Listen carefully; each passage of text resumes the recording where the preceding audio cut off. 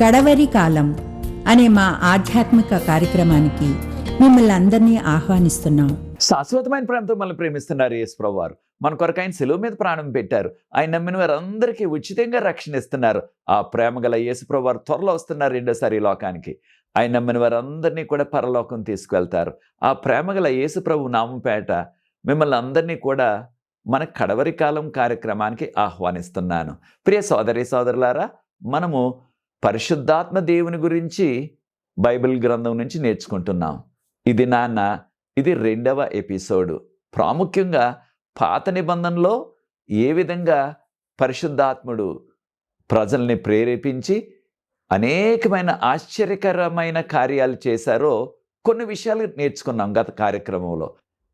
మరికొన్ని విషయాలు పాత నిబంధనలో ఏ రీతిగా పరిశుద్ధాత్ముడు పనిచేశారో, అనేకమైన అద్భుత కార్యాలు చేశారో, అనేకమైన అసాధారణమైన విషయాలు మానవుల ద్వారా చేయించారో ఆ విషయాలు మనం నేర్చుకోబోతున్నాం. అనేకమైన విషయాలు ఉన్నాయి కనుక వచ్చే ఎపిసోడ్లో కూడా మరికొన్ని విషయాలు మనం నేర్చుకోవాలి. ప్రార్థన చేసుకొని ఈ దిన వాక్యంలో కొనసాగుదాం. ప్రార్థన. పరిశుద్ధ ప్రేమ గల మా తండ్రి, మీకు స్తుతులు స్తోత్రాలు వందనాలు చెల్లిస్తున్నాం. మమ్మల్ని, మా కుటుంబాల్ని, మా సంఘాలని మీరు ప్రేమించి మాకు అనుగ్రహిస్తున్న గొప్ప ధన్యతకే వందనాలు చెల్లిస్తున్నాం.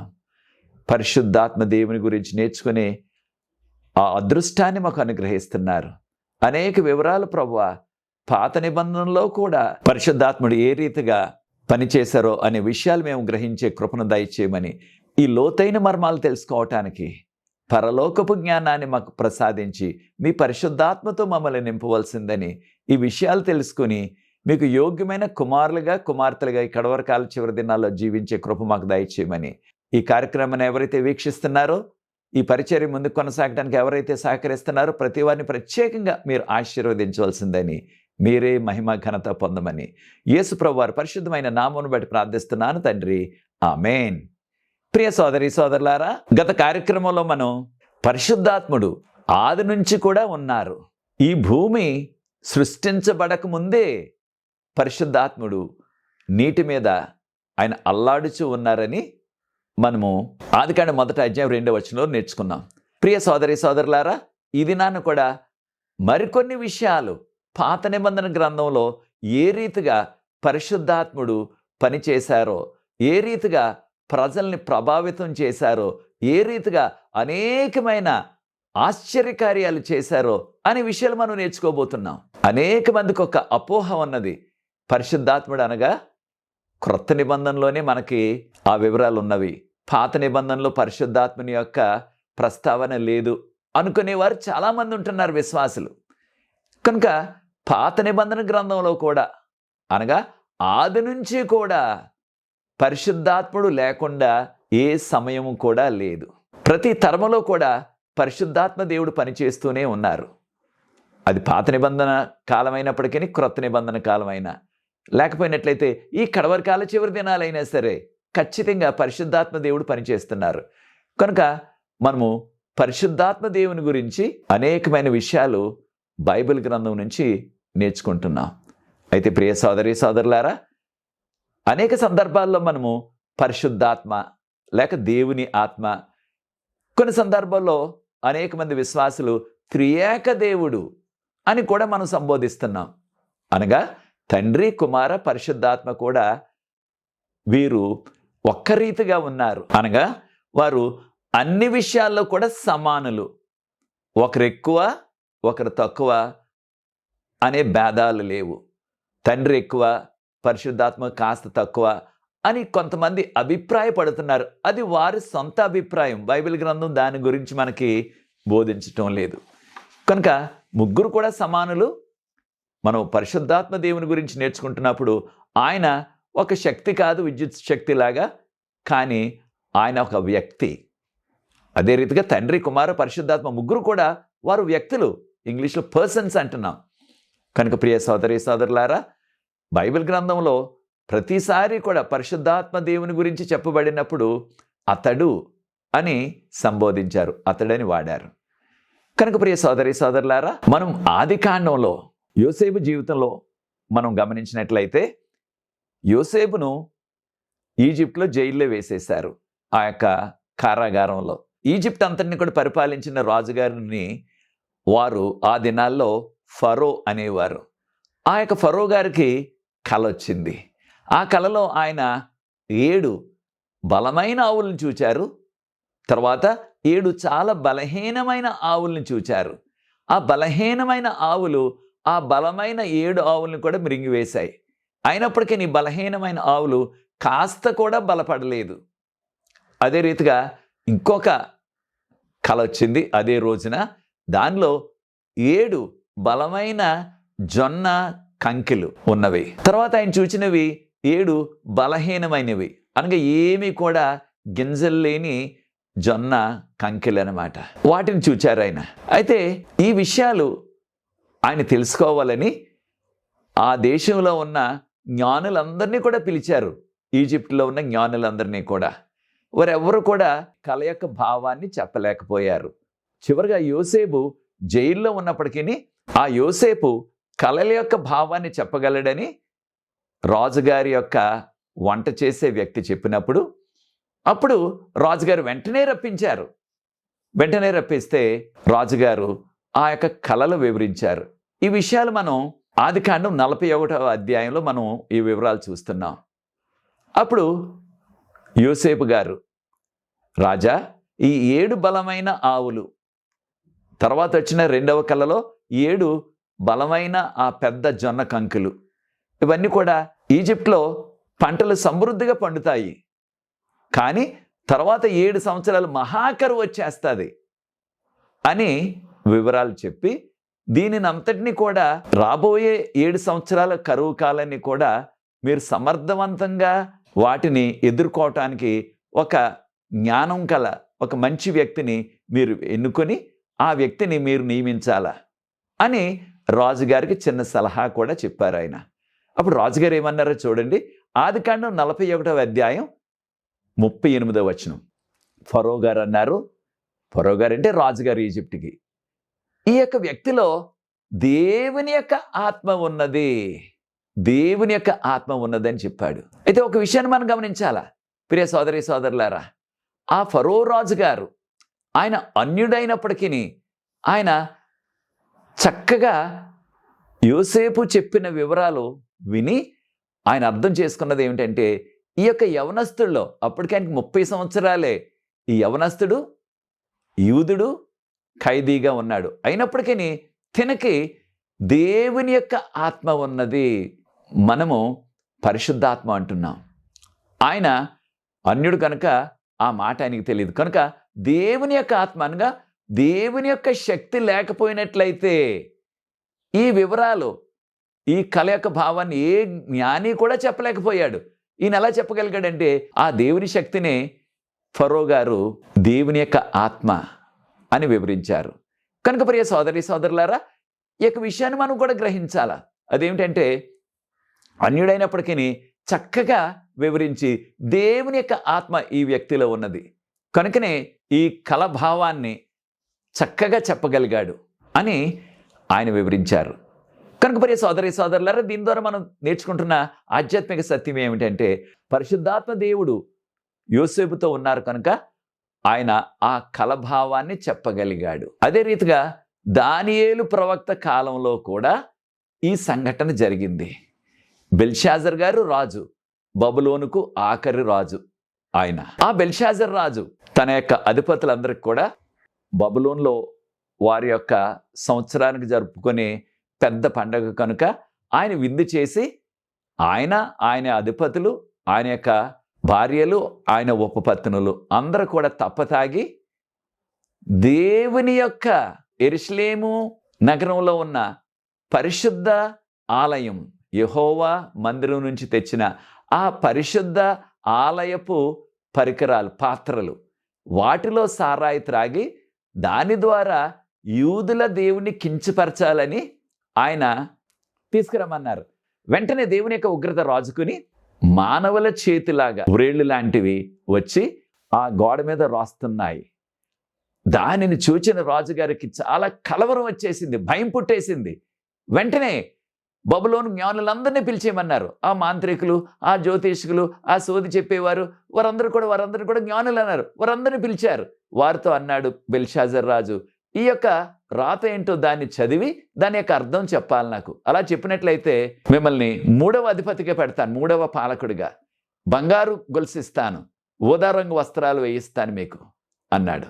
కానీ ఆ జ్ఞానులు, అది వారి భాషే, అరామిక్ భాష మాత్రమే, వారి సొంత భాషే, కానీ వారి సొంత భాష కూడా వారు చదవలేకపోయారు.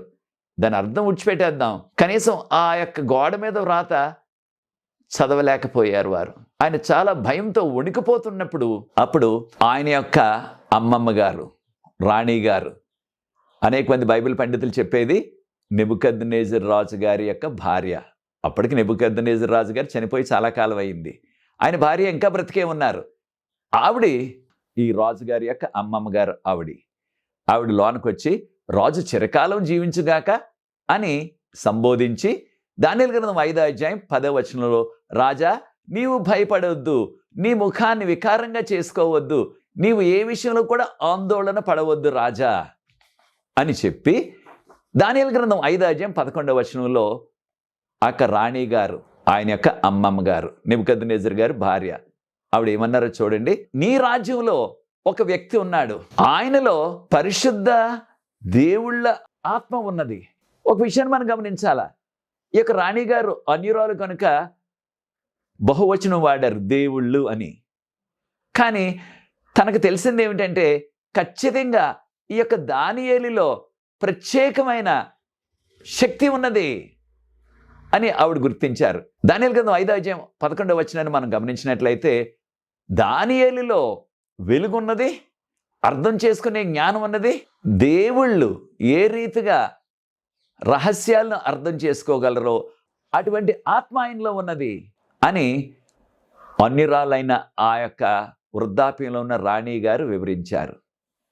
ప్రియ సోదరి సోదరులారా, ఒక విషయాన్ని మనం గమనించాలా, అదేమిటంటే లోతైన మర్మాలు చెప్పటానికి అటువంటి శక్తి ఆయనలో ఉన్నది.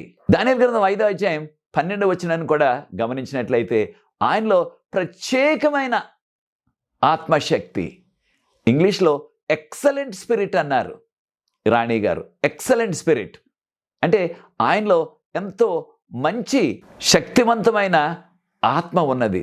దాని ద్వారా దానియేలుకు జ్ఞానం ఉన్నది, అర్థం చేసుకునే ఆ యొక్క శక్తి ఆయనలో ఉన్నది.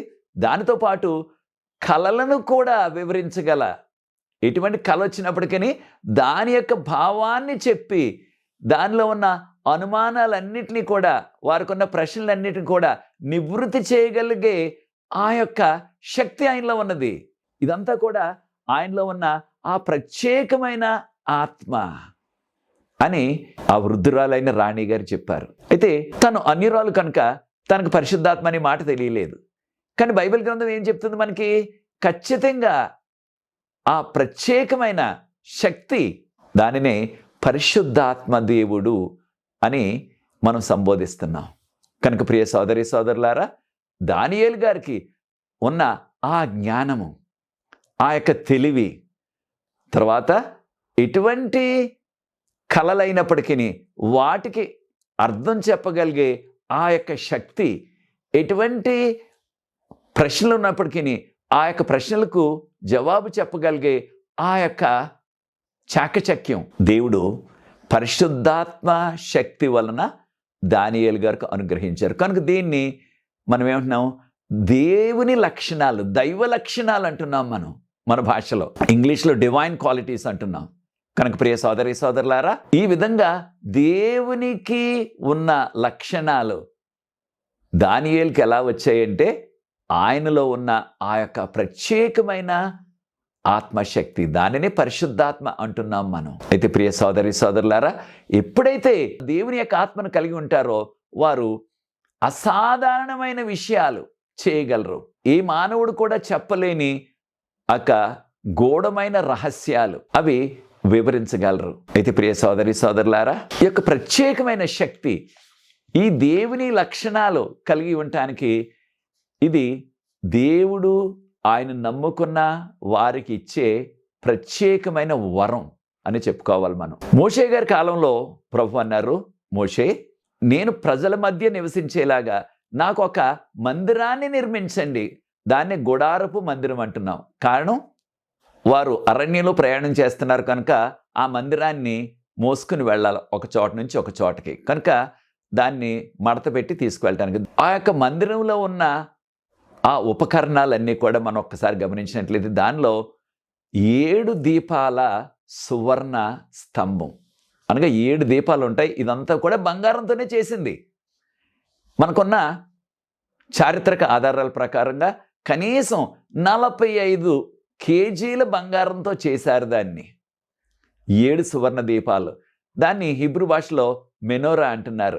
ఈనాటికి కూడా ఇశ్రాయేల్ దేశంలో వారి యొక్క డబ్బు, అవి నాణ్యాలైనా తక్కిన వారు కాగితంతో చేసిన వారి యొక్క కరెన్సీ అంటున్నాం, వారి డబ్బు అయినప్పటికీ వాటి మీద ఈ యొక్క 7 దీపాల సువర్ణ స్తంభాన్ని ఒక గుర్తుగా వేస్తున్నారు.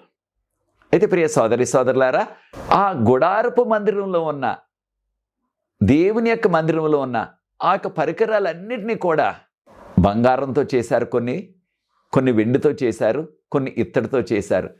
ఇవన్నీ కూడా చేసిన వ్యక్తి బైబిల్ గ్రంథంలో మనకు చెప్పబడ్డారు. ఆయన పేరు బెజాలియేలు. ఆయన విశ్వాసి. ఆయన దేవుడే ఎంపిక చేసుకున్నారు. నిర్గమకాండం 31 అధ్యాయం 2వ వచనంలో ప్రభు అన్నారు, నేను బెజాలియేలును ఎంపిక చేస్తున్నాను. ఇక మందిరంలో వాడబడే ప్రతి ఉపకరణాన్ని కూడా, అది బంగారపుదైనా వెండిదైనా ఇత్తడిదైనా ఆయనే చెయ్యాలా అని ప్రభు ఎంపిక చేసుకున్నారు. అయితే ఒక ప్రత్యేకత చూడండి. నిర్గమకాండం 31 అధ్యాయం 3వ వచనంలో, నేను నా ఆత్మతో తనను నింపుతాను. ఎవరిని? ఈ పరికరాలన్నీ చేయటానికి బెజాలియేలును ఆత్మతో నింపుతానన్నారు. అయితే ప్రియ సోదరి సోదరులారా, ఈ బెజాలియేలు అనే వ్యక్తి దేవుని యొక్క ఆత్మతో నింపబడ్డారు కనుక, ఆ ఆత్మనే మన పరిశుద్ధాత్మ అంటున్నాం. ఆయనకు జ్ఞానం, తర్వాత జ్ఞాపశక్తి, దానితో పాటు ఆయనకు ఈ విషయాలన్నీ కూడా క్షుణ్ణంగా అర్థం చేసుకునే ఆ జ్ఞానము, ఇవన్నీ కూడా సరుకులన్నీ కూడా చేయటానికి కావలసిన నైపుణ్యత, ఇంగ్లీష్లో స్కిల్ అంటున్నాం, అవన్నీ కూడా పరిశుద్ధ ఆత్మ ద్వారా ఆయనకు కలిగాయి. దానితో పాటు యాజకుల యొక్క ఛాతి మీద రకరకాల వెలగల రాళ్ళు, వాటిని మనం వజ్రాలు, రత్నాలు, వైడూర్యాలు అంటున్నాం.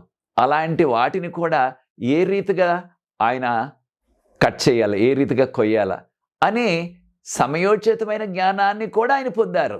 ఈ యొక్క నైపుణ్యత అంతా, జ్ఞానం అంతా దేనివల్ల వచ్చిందంటే ఖచ్చితంగా దేవుని యొక్క ఆత్మ ఆయనకు అనుగ్రహించబడ్డది. ఆయనకి సహకరించడానికి అహోలియాబు ఇతరులను కూడా దేవుడు సహకారిగా ఇచ్చారు. కనుక ఆ భూమి మీద నిర్మించిన ఆ యొక్క గుడారపు మందిరం, దానిలో చేయబడిన ప్రతీది కూడా, అవి మందిరం లోపల ఉన్న పరికరాలు, మందిరం వెలుపల ఉన్న పరికరాలు, అవన్నీ కూడా బంగారం, వెండి, ఇత్తడితో చేసినవన్నీ కూడా, లోపలన్నీ కూడా బంగారంతో చేసినవే, బయట కొన్ని వెండితో ఇత్తడితో కూడా చేసినవి ఉన్నవి. అవన్నీ కూడా చేయటానికి దేవుడు జ్ఞానాన్ని, ఆ యొక్క నైపుణ్యతను అనుగ్రహించారు. దేని ద్వారా? పరిశుద్ధాత్మ శక్తి వలన. ఆ బెజాలియేలుకు తక్కిన వారికి కూడా దేవుడు పరిశుద్ధాత్మను అనుగ్రహించారు. ఈ విషయాన్ని మనం గుర్తించాలా. మరొక విషయాన్ని కూడా మనం గమనించాలా. అదేమిటంటే, రాజుల కాలం ప్రారంభమైనప్పుడు ఇశ్రాయేలుల మొదటి రాజు సౌలు రాజు.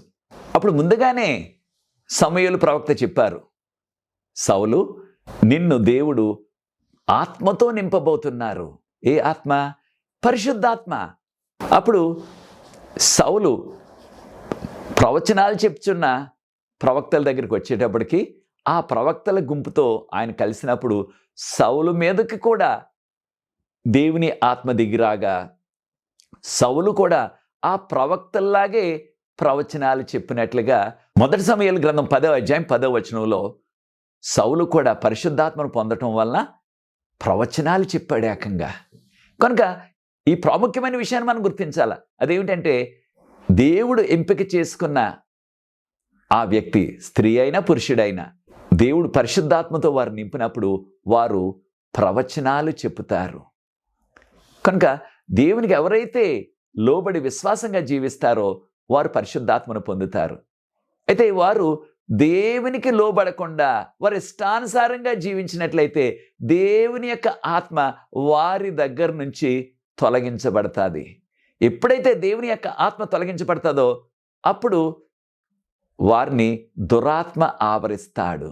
దురాత్మ అనగా 2 శక్తులు ఉన్నాయి ఈ లోకంలో. దేవుని యొక్క శక్తి, ఆయనే పరిశుద్ధాత్మ దేవుని యొక్క శక్తి అంటున్నాం మనం విశ్వాసులుగా. రెండవది దుష్ట శక్తి, దురాత్మ, సాతాను యొక్క శక్తి. కనుక దేవుని యొక్క ఆత్మ సౌలును విడిచిపోయింది. దేనివల్ల? దేవునికి లోబడకుండా దేవుడు చెప్పినట్లుగా ఆయన చేయలేదు కనుక దేవుని యొక్క ఆత్మ సౌలు మీద నుంచి తొలగించబడినప్పుడు ఆయన దురాత్మతో నింపబడి అనేకమైన ఘోర కార్యాలు తర్వాత చేశాడు ఆయన. ఈ విషయాన్ని మనం 1 సమూయేలు గ్రంథం 16:14 దురాత్మ ఆయన్ని ఆవరించిందని మనకి చెప్పబడ్డది. అయితే ప్రియ సోదరి సోదరులారా, సౌలుకి బదులుగా రాజుని ఎన్నుకోవటానికి ప్రభువారు అన్నారు, సమూయేలు నువ్వు వెళ్ళి నూనెతో దావీదును అభిషేకించమన్నారు.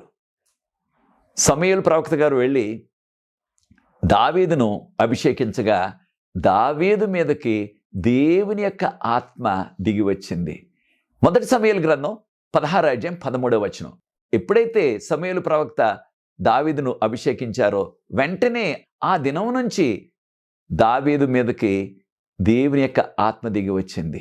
అప్పుడు అనేకమైన అద్భుత కార్యాలు, మనం ఊహించలేనన్ని అసాధారణమైన పనులు ఆయన చేశారు. ఉదాహరణకు దావీదు ఆయన కాస్తున్న గొర్రెలను చంపి తినటానికి ఒక సింహం వచ్చింది, ఎలుకబట్టి కూడా వచ్చింది. ఎప్పుడైతే ఆ విషయాన్ని గమనించాడో దావీదు వెంటనే ఆ యొక్క సింహాన్ని అదే రీతిగా ఆ యొక్క ఎలుకబంటిని రెండింటిని కూడా చంపేశాడు. ఆ సింహాన్ని 2గా చీల్చేశాడు ఏకంగా. ఈ విషయాన్ని 1 సమూయేలు గ్రంథం 17:36 దావీదు చెప్పాడు సౌలు రాజుకు, అయ్యా నేను సింహాన్ని ఎలుకబంటిని కూడా సంహరించేశాను, చీల్చేశాను వాటిని అన్నాడు. సింహాన్ని కూడా చంపగల శక్తి ఆయనకి ఎలా వచ్చిందంటే పరిశుద్ధాత్మతో నింపబడ్డాడు కనుక. తర్వాత ఇశ్రాయేలు అందరినీ కూడా భయపెట్టించు వారందరూ కూడా నాశనం చేయాలని గొలియాతు దాదాపుగా 10 అడుగులు పొడవు ఉన్నాడు ఏకంగా. ఆయన వారిని రోజు కూడా సవాలు చేస్తున్నాడు. అప్పుడు దావీదు ఆయన మీదకి ఒక చిన్న ఒడిశాలు పట్టుకుని వెళ్ళాడంతే. దానిలో ఒక రాయి పెట్టి ఇలాగ గిరగిర తిప్పుతూ కొట్టేసరికి ఆ యొక్క వ్యక్తి ఏమో, నాతో యుద్ధం చేయడానికి ఏదో కుక్కను కొడటానికి వస్తున్నట్టుగా వస్తున్నావు నువ్వు అని హేళన చేశాడు. అయితే ఆ యొక్క దావీదు ఒడిసేల్లో పెట్టి గిరగిర తిప్పి కొట్టిన ఆ రాయి వెళ్ళి అంత బలమైన గొలియాతు యొక్క నొసలకి తగిలింది. ఆ నొసల్లోకి వెళ్ళిపోయింది ఏకంగా. వెంటనే బోర్ల పడిపోయాడు. దావీదు తనను సంహరించేశాడు. అంతవరకు కూడా అనేక దినాలు భయపెట్టేశాడు, ఎవ్వరు కూడా దగ్గరికి వెళ్ళలేకపోయారు. చూచారా, ఇంత సాహసవంతమైన పనులు చేయగలగటానికి అంత శక్తి ఎలాగొచ్చింది, అంత ధైర్యం ఎలాగొచ్చింది, అంత సాహసం ఎలాగొచ్చిందంటే ఖచ్చితంగా దావీదు దేవుని యొక్క ఆత్మతో నింపబడ్డాడు కనుక. ప్రియ సోదరి సోదరులారా, మనం గమనించాం కదా 1 సమూయేలు 16:13 ఆయన ఎప్పుడైతే నూనెతో అభిషేకించబడ్డాడో ఆ దినం నుంచి కూడా దేవుని యొక్క ఆత్మ ఆయనపై వచ్చింది. ఇంత గొప్ప కార్యాలు, ఎవరు చేయలేని కార్యాలు చేయగలిగాడు. ఈ విషయాలు మనం 1 సమూయేలు 17:49-50 ఏ రీతిగా ఆ గొలియాతును సంహరించాడనే విషయాన్ని మనం చదువుతున్నాం. కనుక ప్రియ సోదరి సోదరులారా, పరిశుద్ధాత్మను పొందినట్లయితే ఇంత సాహసంతో గొప్ప కార్యాలు, ఊహించలేనన్ని కార్యాలు చేయగలుగుతారు.